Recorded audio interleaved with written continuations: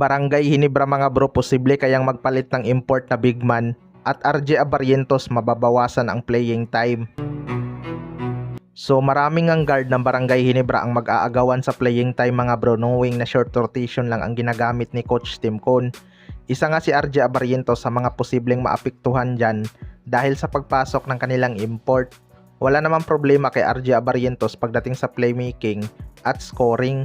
Kaya lang pagdating sa depensa, dyan nga siya dihado dahil sa kanyang height. Madalas kasi tinitik advantage ng kalaban ang mismatch kay RJ Abarrientos. Pero ayon nga sa kanyang tito, hinihikayat niya naman si RJ Abarrientos na i-improve ang kanyang depensa. Dahil noong naglalaro pa siya, wala naman daw nambubuli sa kanyang depensa.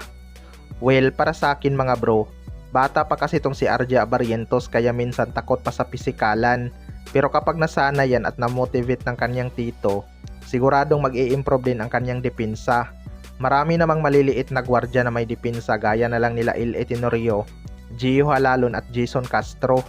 'Di ba?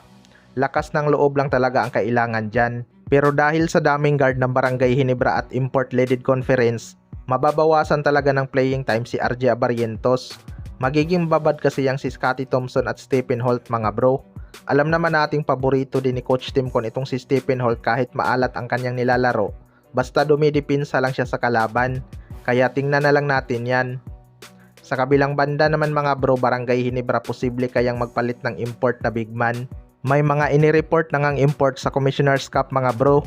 Una nga dyan ang NBA veteran na si Dwight Howard na balak dalhin ng Macau Blackbirds. May pira nga itong Macau na kayang ibayad sa NBA caliber na si Dwight Howard. Ang TNT naman usap-usapan ngang dalhin nila ang kasing tangkad ni Kai Soto na si Bulbul mga bro. Kinakausap na nga daw nila ang kampo nito. Kapag nagkasundo, siguradong dagdag amor ito sa ating liga. Marami kasing nakaabang kung sino ang totally makakapigil kay Junmar Fajardo dahil kapag walang import, dinodumina nga ni Junmar ang ating liga. Ang Barangay Hinebra naman ay mananatili pa rin kay Justin Brownlee. Pero concern nga ng mga fans mga bro, dapat daw kumuha ng malaking import ang Barangay Hinebra dahil wala nga silang legit big man. Well, para sa akin mga bro, nagtagumpay naman si Coach Timcon noong kinuha niya si Justin Brownlee bilang import noong mayroon pa silang Twin Tower. Pero simula nga mawala ang Twin Tower ng Barangay Hinebra, pahirapan na nga sa kanila magkampiyon. Isa nga sa dahilan dyan kahit kayang-kaya ni Justin Brownlee sumabay sa mga matatangkad na import, sa local nga sila nagkakaproblema bukod kasi sa inconsistent ang ambag ng mga ito. Kulang din sila ng big man na kayang sumabay sa rebounding. Big man talaga kasi ang main problem ng Barangay Hinebra. Kaya abangan na lang natin kung may pagbabago ba sa Barangay Hinebra bago ang Commissioner's Cup.